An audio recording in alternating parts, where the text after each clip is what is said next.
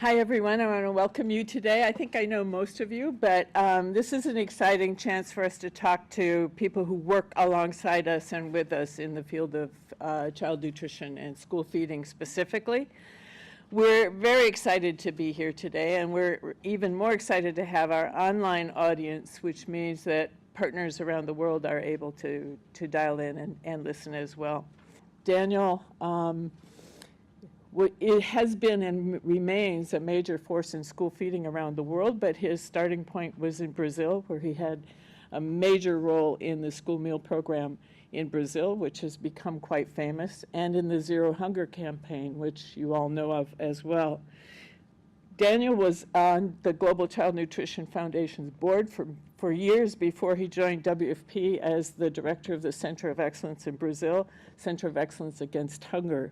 And they've been fabulous partners with the Global Child Nutrition Foundation in the area of school meal programs. Good morning.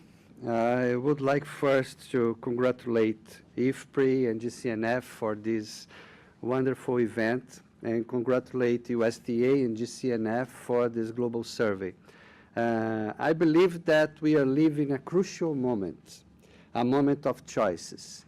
We need to understand what we need to do to support countries to create and to strengthen their national school feeding programs. So it's really important to understand what's going on around the world in terms of school feeding.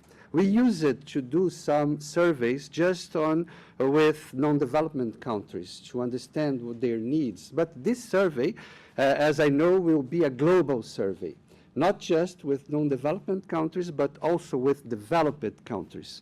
We need to take more examples, good examples, what the ways to going forward, the ways that are going right, the good examples that we have around the world.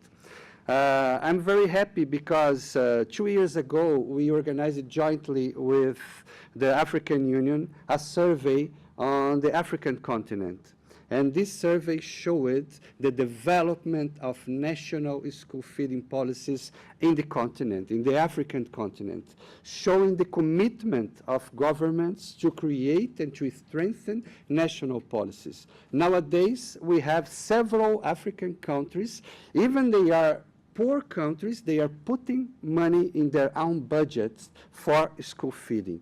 And this is fantastic because 10 years ago we didn't find this. Now they believe in themselves. They believe in school feeding, and they are putting money from their own budgets, poor budgets, but they are putting some money to create national policies. I will give you some examples. It's important.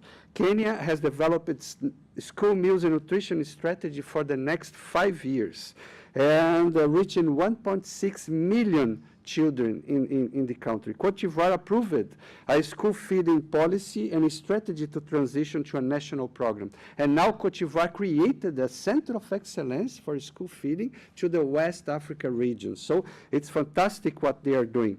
Benin approved its program frameworks and components which made the government mobilize $80 million. Benin. $8 million just for school feeding from its own budget. Burundi. Burundi is a poor country and approved its national policy. Burkina Faso approved its national program and is elaborating a school feeding strategy in the country. Sierra Leone, Senegal, will develop a strategy for investing in school feeding. So just to give some few examples of what is happening in Africa. In Asia also, we will organize jointly with GCNF the next Global Child Nutrition Forum in Cambodia. And Cambodia asked to host the forum there. It's fantastic. They want to show what they are doing. They want to show the examples that they have, and we will share these examples with other countries in Asia, Africa, and Latin America. It's important to say that all countries now, they have national policies.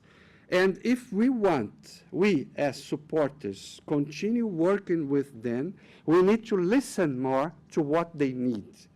We cannot try to impose what we want to them. we need to listen more, listen, and understand their needs, and understand their problems, understand their solutions.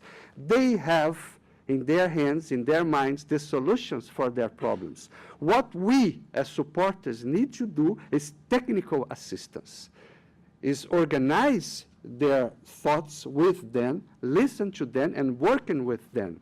They need to take the leadership of the process. We cannot continue leading them. They will lead us. We need to change our mindset if we want other countries to create national policies.